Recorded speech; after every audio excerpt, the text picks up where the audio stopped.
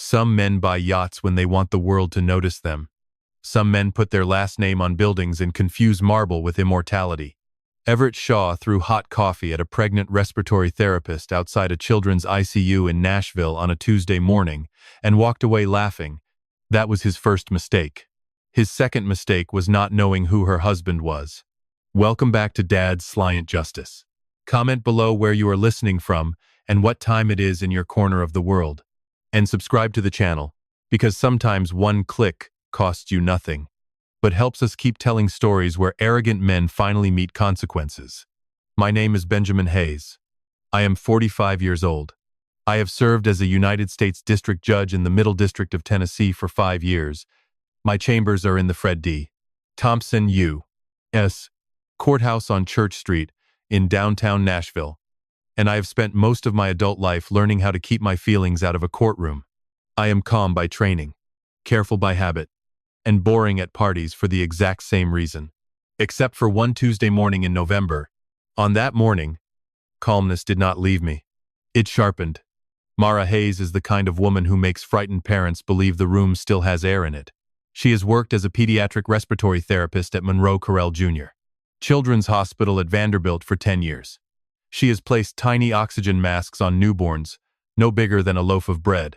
She has taught exhausted mothers how to breathe through panic while their children fought through asthma attacks at 200 a.m. She has gone 12 hours without sitting down, then come home and apologized because she was too tired to make conversation. She is also, as of that November, 8 months pregnant with our daughter. We had already named her June Eleanor Hayes. June after Mara's grandmother, Eleanor after my mother, who raised 3 sons on a librarian's salary and somehow made it look like a magic trick. Our house in East Nashville had a half-finished nursery with pale yellow walls, a white crib still missing 2 screws, and a rocking chair Mara insisted was ugly but comfortable, which in marriage is the higher form of beauty.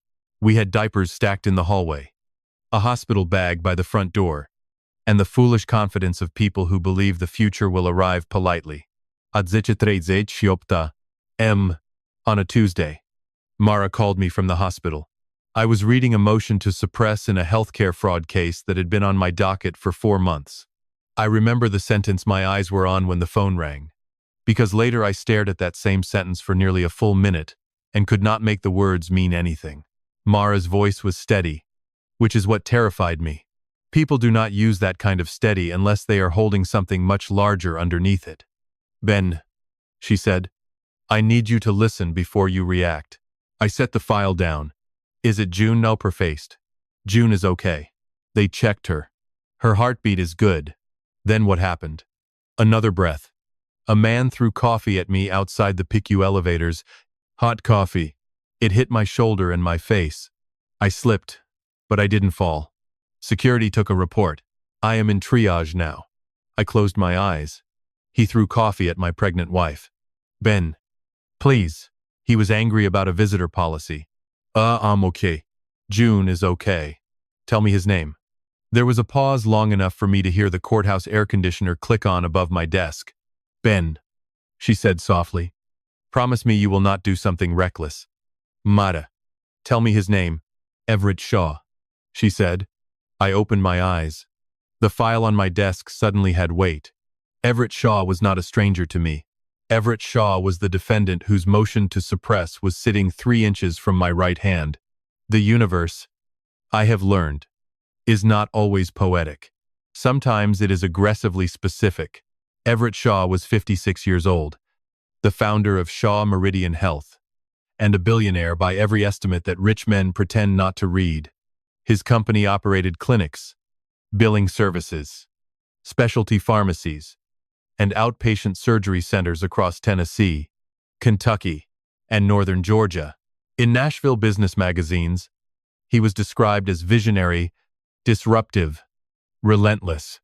In the sealed filings I had been reviewing for months, he was described with less decorative language.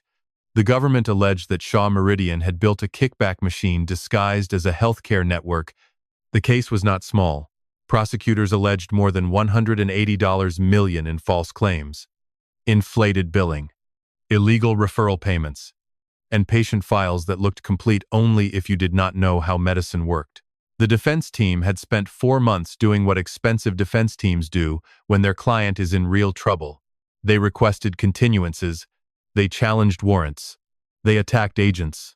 They used phrases like overbroad fishing expedition and prosecutorial theater with the solemn faces of men charging $900 an hour to pretend paperwork was persecution. I had not ruled on the central motions yet. And that morning, Everett Shaw had arrived at Monroe Carell Jr.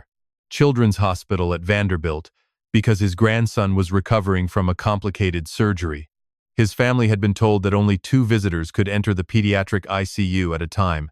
Mara was passing the elevator bank with a ventilator cart when Shaw demanded to be taken upstairs immediately.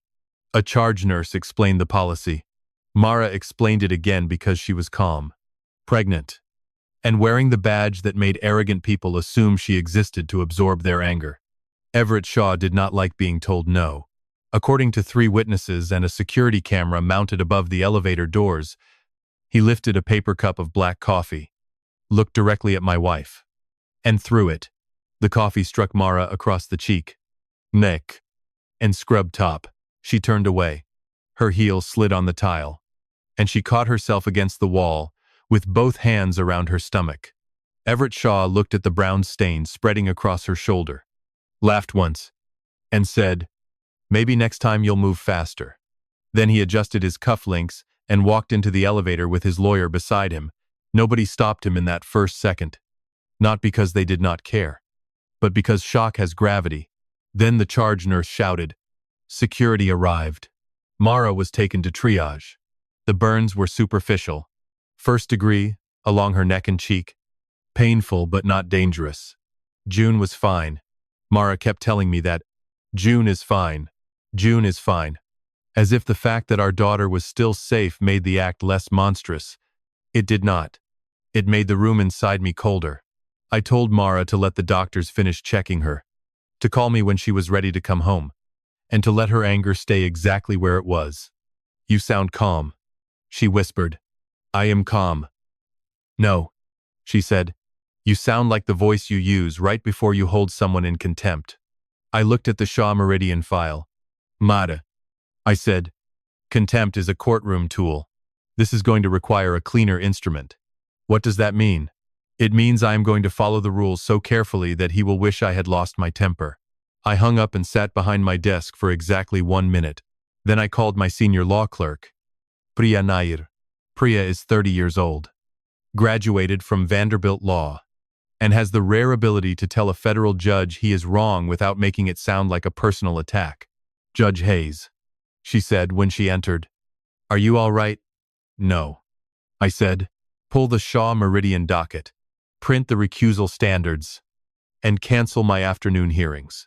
Her eyes changed. Not dramatically. Just enough to show she understood this was not clerical. "Of course, Judge." I did not explain yet. Precision comes before disclosure. There is a reason judges are not allowed to be casual with conflicts. The law does not only require fairness, it requires the appearance of fairness. Because trust is not built inside a judge's chest. It is built in public view. A man who had just assaulted my pregnant wife could not stand before me as a defendant, not because I was incapable of reading statutes, but because every person watching would have the right to wonder whether my hand on the scale was steady. I knew that within 30 seconds. I also knew something else. Recusing myself would not protect Everett Shaw.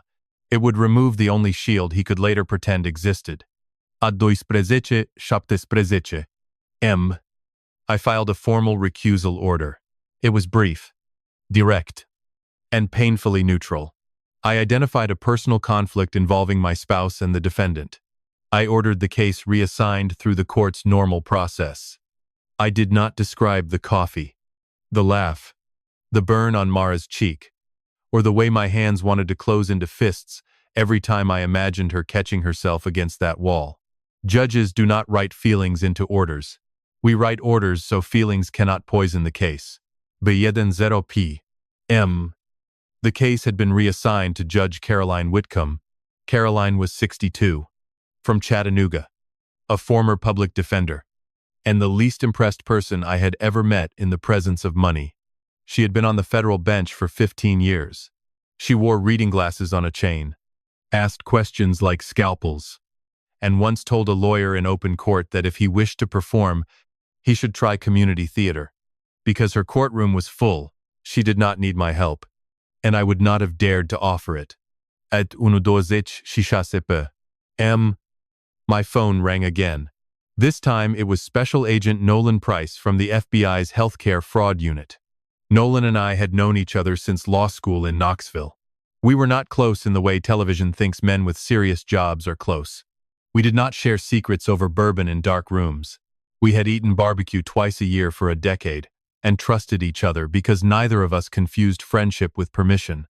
Benjamin, he said, I need to tell you something sensitive about Shaw Meridian. Go ahead. We have reason to believe someone connected to Shaw's defense team has been looking into your personal finances, mortgage records, speaking fees, marriage income, your brother's construction business in Murfreesboro. They're trying to determine whether you have a pressure point. I looked at the recusal order on my desk. How long have you known? Long enough to be worried.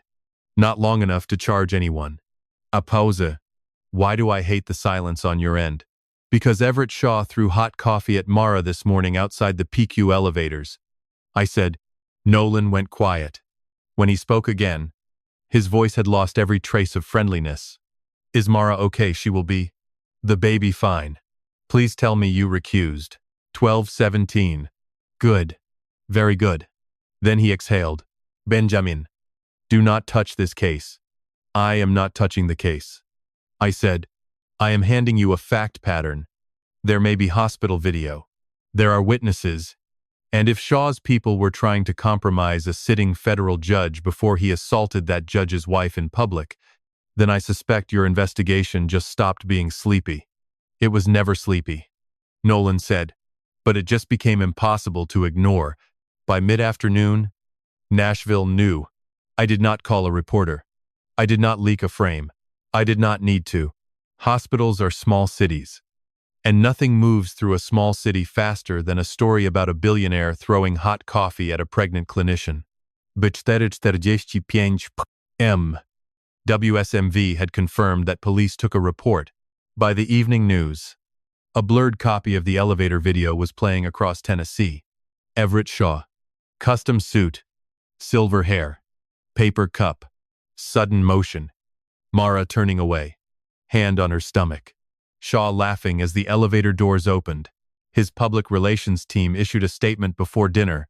It described the incident as an unfortunate spill during a stressful family medical emergency. The internet, which is not always wise but is occasionally useful, responded with the kind of cruelty usually reserved for men who insult grandmothers on camera. Former employees began posting stories. Nurses from Shaw Meridian clinics described being screamed at for refusing to backdate notes. Billing specialists talked about quotas that made no medical sense. Former executives suddenly discovered moral courage, or at least the legal usefulness, of appearing to have it. Within 48 hours, the coffee video had been viewed millions of times. More importantly, it gave prosecutors something money cannot buy: momentum. Not legal proof of healthcare fraud, because bad character is not a substitute for evidence, but public oxygen. People who had been afraid of Everett Shaw stopped being quiet. A billing supervisor in Franklin called the government hotline. A former clinic manager in Bowling Green turned over messages. A surgeon in Chattanooga agreed to testify about referral payments he had refused. Arrogance had made Everett Shaw visible, and visibility is a dangerous condition for a man whose business depends on shadows. Judge Whitcomb held the first major hearing 2 weeks later. I did not attend. I did not watch the live reporting. I did what the rules required and stayed away. But public transcripts exist, and lawyers talk about public transcripts the way fishermen talk about storms. Shaw's new lead attorney argued that media coverage made the case impossible to try fairly in Nashville. Judge Whitcomb listened, asked 6 questions, then denied the motion without raising her voice. She noted that the defendant was entitled to a fair trial, not a reputation untouched by his own conduct. That sentence traveled around legal Twitter before lunch. The obstruction piece came next. Nolan's team had been collecting emails, recorded calls, and testimony from a private investigator hired through a defense consultant. The investigator had been asked to build a profile of me, not for legal argument, but for weakness. Could I be embarrassed? Could my family be pressured? Could a business relationship be twisted? Could money find a door? The answer was no. But the attempt mattered. It mattered a great deal. By January, a superseding indictment added obstruction and attempted bribery-related charges to the healthcare fraud case. Mara read the news at our kitchen table while eating toast with one hand and rubbing June through her stomach with the other. She had healed physically by then. The burn had faded into a faint pink patch that appeared only when she was tired. The anger had not faded. "Good," she said after reading the indictment. "Just good?" I asked. She looked at me over her glasses. "Benjamin, I work with children who fight harder before breakfast than men like Everett Shaw fight in their entire lives. I do not have poetry for him. Good is enough."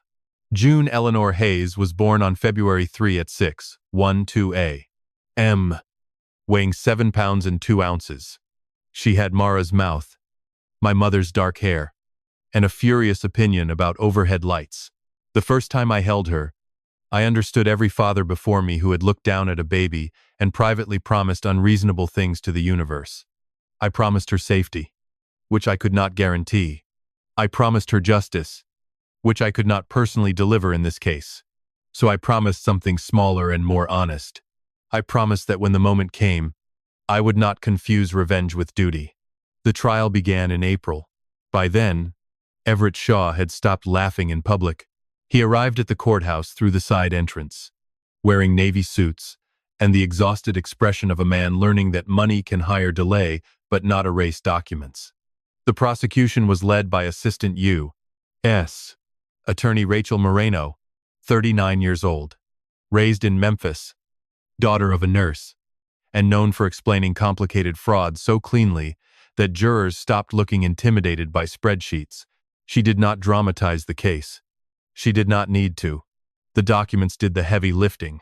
The government presented billing records, referral agreements, internal emails, and witness after witness who described a company built to turn patients into invoices. One email from a Shaw Meridian executive referred to Medicare as the river. Another asked whether a doctor's conscience could be handled with a consulting agreement. There are moments in trials when language betrays a person better than any enemy could. The jurors saw the phrases, they saw the payments, they saw the patients who had been billed for services they never meaningfully received. The case had bones, muscle, and fingerprints. Then came the obstruction evidence. The jury heard how Shaw's team had searched for leverage against the original judge. They saw invoices coded as reputation research. They heard a recorded call where a consultant said, "Every man has a number. We just need to find his." I was not in the courtroom, but later, reading that sentence in a public transcript, I felt a strange calm, not pride, not satisfaction exactly, something colder. They had believed the whole world was made of doors, and every door could be opened with enough money. They had simply reached for the wrong handle. The defense fought hard. That is their job. They challenged the witnesses as bitter former employees. They called the billing rules confusing. They suggested that aggressive growth had been mistaken for criminal intent. They tried to separate Everett Shaw from the machinery that bore his name, as if a man could put his signature on every success and then become a stranger to every crime. Judge Whitcomb let them argue. She ruled carefully.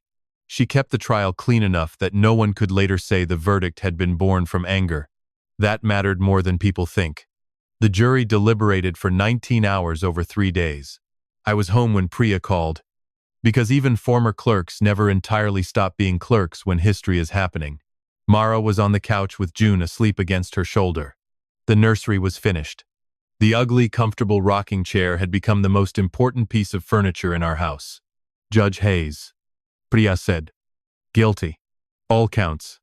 I did not speak for a moment. Across the room, Mara looked up and read my face with the unfair accuracy of marriage. "All counts?" she asked. I nodded. June opened one eye, judged us both, and went back to sleep. Sentencing happened on a Friday in June. Judge Whitcomb sentenced Everett Shaw to 20 years on the healthcare fraud and wire fraud counts. plus 5 consecutive years for obstruction, for a total of 25 years in federal prison. Everett Shaw was 56. There are numbers that explain themselves. Shaw Meridian Health did not survive the verdict. Lenders pulled credit. Clinics were sold. The board discovered independence approximately 10 years late. The lawyers and consultants connected to the pressure campaign faced bar complaints, subpoenas, and in 2 cases, criminal referrals. I will not predict their outcomes. Due process is not decoration. It is the point. Rachel Moreno sent Mara a card after sentencing. No flowers. Because Mara always says flowers are beautiful apologies for being temporary.